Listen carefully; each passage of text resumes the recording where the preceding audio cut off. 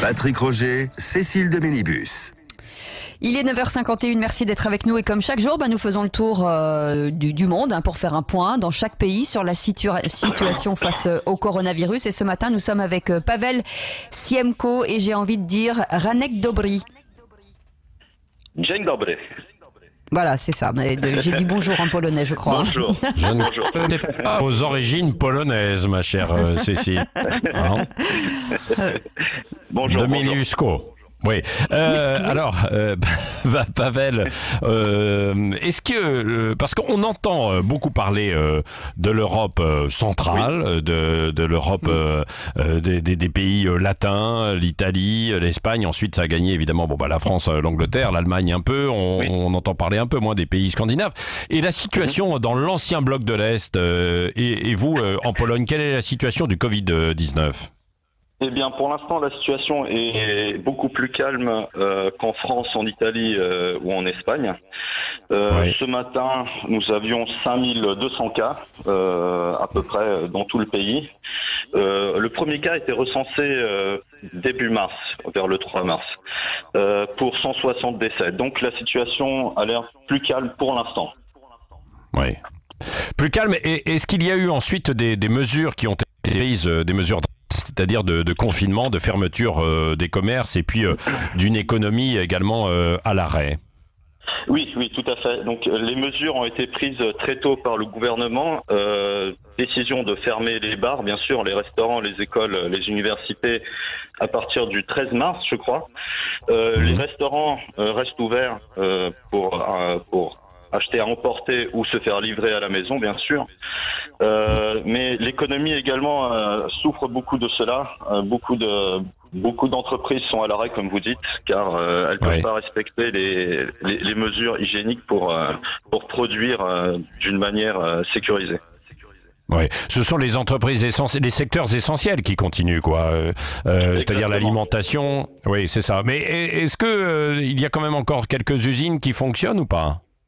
Il y a quelques usines qui fonctionnent, tout à fait, mais à moitié de régime. Donc notamment, comme vous dites, les secteurs clés comme le pétrole, mais également en Pologne les mines, qui sont une partie importante encore de l'industrie, fonctionnent, mais à mi-temps. Oui. Est-ce que les Polonais respectent globalement les consignes, notamment de confinement? Eh bien, globalement, ça a l'air d'être assez bien respecté.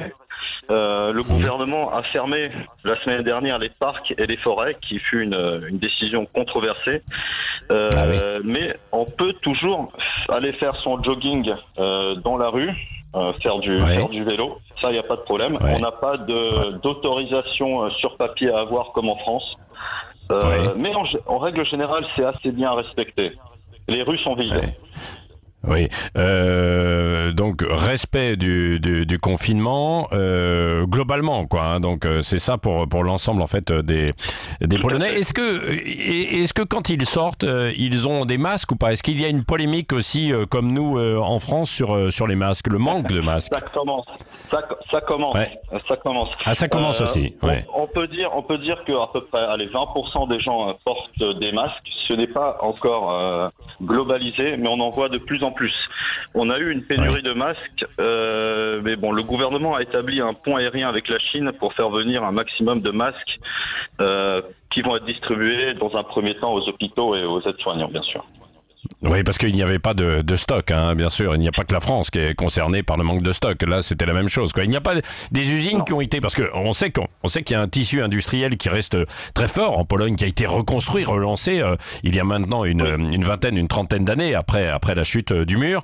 Est-ce que certaines entreprises ont été transformées pour fabriquer des masques, du gel hydroalcoolique, mais aussi, pourquoi pas, des respirateurs artificiels, des intubateurs?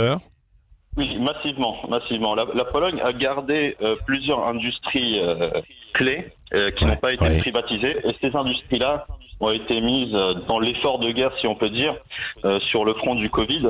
Donc le pétrolier, le plus grand pétrolier du pays, qui s'appelle Orlen, produit les gels désinfectants. D'autres entreprises se chargent, comme vous dites, de production de masques, mais il y a beaucoup aussi d'initiatives privées là-dedans. Ouais. Des gens qui ont des machines à coudre, qui commencent à Ouais. pour l'hôpital local, par exemple. Ouais, ouais. Les frontières sont fermées également ou pas? On peut pas dire que les frontières soient totalement fermées. On Ouais. peut toujours sortir du pays, mais pour Ouais. rentrer, ça va être plus dur car le gouvernement impose 14 jours d'isolement à toute personne qui rentre en Pologne. Donc il est quasiment impossible de rentrer, sauf pour les routiers.